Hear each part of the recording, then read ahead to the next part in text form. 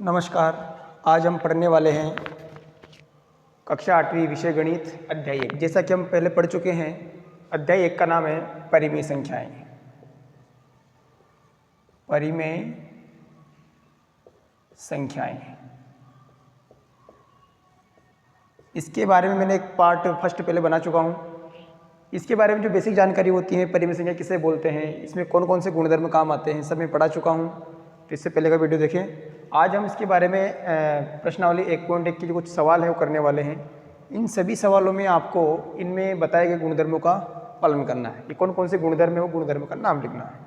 पहला क्वेश्चन, -4/5 × 1 बराबर 1 × -4/5 बराबर, इनको हल करने पर जो परिणाम प्राप्त होता है वो आया अपना 1। तो इसमें क्या होता है, मैंने आपको एक गुणधर्म लिखाया था, किसी भी संख्या को 1 से गुणा करने पर परिणाम 1 प्राप्त होता है, यानी उसका जो उत्तर आता है वो कितना आता है, 1 आता है। तो उसे हम क्या बोलते हैं, गुणात्मक तत्समक। तो इसमें कौन सा गुणधर्म लग जाएगा अपना, गुणात्मक तत्समक। किसी भी संख्या को 1 से गुणा करने पर परिणाम वही संख्या प्राप्त होता है, सॉरी यहाँ पर आएगा -4/5। किसी भी संख्या को 1 से गुणा करने पर परिणाम वही संख्या प्राप्त होता है, तो उसे हम बोलते हैं गुणात्मक तत्समक। दूसरा वाला सवाल है, -13/17 × -2/7 बराबर -2/7 × -13/17।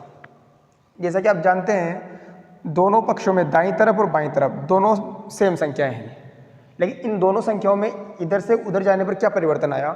देखो, ये संख्या -13/17 यहाँ पहले स्थान पर थी, जब दूसरे पक्ष में देखेंगे तो ये संख्या दूसरे स्थान पर चली गई।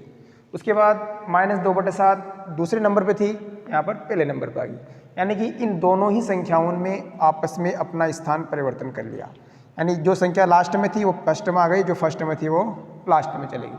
तो दो संख्याएं अपना स्थान परिवर्तन कर लेती हैं, यानी अपना क्रम विनिमय कर लेती हैं। तो उसमें कौन सा गुणधर्म लागू होता है, क्रम विनिमय। क्रम विनिमय हम पढ़ चुके हैं पहले, दो संख्याओं का आपस में स्थान परिवर्तन करना क्रम विनिमय कहलाता है। तीसरा वाला है, -19/29 × 29/-19 बराबर 1। तो यहाँ पर क्या हो रहा है, यही संख्या इसका उल्टा करके गुणा कर दिया। तो मैंने आपको एक पढ़ाया था गुणात्मक प्रतिलोम। इसमें क्या होता है, किसी भी संख्या का उल्टा करके अगर उसी संख्या से गुणा किया जाता है तो परिणाम जो उत्तर आता है वो कितना प्राप्त होता है, अपन को 1 प्राप्त होता है। तो इसमें कौन सा गुणधर्म लागू होता है अपना, किसी भी संख्या को उल्टा करके स्वयं से गुणा करते हैं तो उत्तर कितना आता है, 1 आता है। तो इसे क्या बोलते हैं, गुणात्मक प्रतिलोम। क्या बोलेंगे, गुणात्मक प्रतिलोम। प्रतिलोम का मतलब होता है उल्टा करना, उल्टा करके गुणा कर देना। ठीक है। इसमें प्रश्न नंबर 2 है, इसमें भी आपको गुणधर्म का नाम बताना है। एक पक्ष तो ये है और एक पक्ष ये है, दोनों में क्या परिवर्तन हो रहा है वो देखकर आपको इसमें गुणधर्म बताना है। देखो, 1/3 कोष्टक के अंदर 6 × 4/3, ये 3 संख्याएं यहाँ पर हैं, तीनों ही संख्या उधर भी हैं। संख्याएं दोनों में सेम है, लेकिन कुछ परिवर्तन के साथ उधर लिखा है इसको। उस परिवर्तन क्या हुआ है, पहले कोष्टक के अंदर 6 के साथ में 4/3 था, अब 6 के साथ में यहाँ पर क्या आ गया, 1/3 आ गया। यानी दोनों संख्याओं का साथ बदल गया है।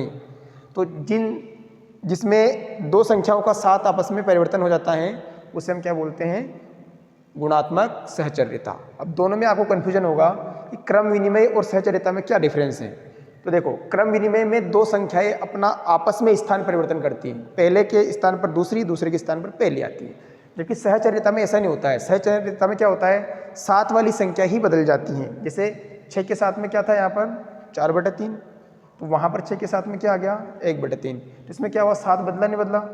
तो जिसमें 7 बदल जाता है वो कहलाती है सहचर्यता, जिसमें स्थान परिवर्तन होता है वो कहलाती है क्रम विनिमयता। तो इसमें कौन सा गुणधर्म लागू हो गया, गुणात्मक सहचर्यता।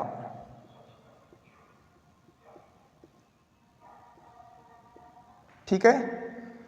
तो अध्याय 1 को अपन ने विस्तार से पढ़ा है। इससे पहले वाली वीडियो में मैंने आपको इसके बारे में बेसिक जो जानकारी थी, मुख्य बिंदु लिखाए थे, सारे गुणधर्म मैंने लिखाए थे, क्रम विनिमय, गुणात्मक तत्समक, योज्य तत्समक, सहचर्यता और गुणात्मक प्रतिलोम।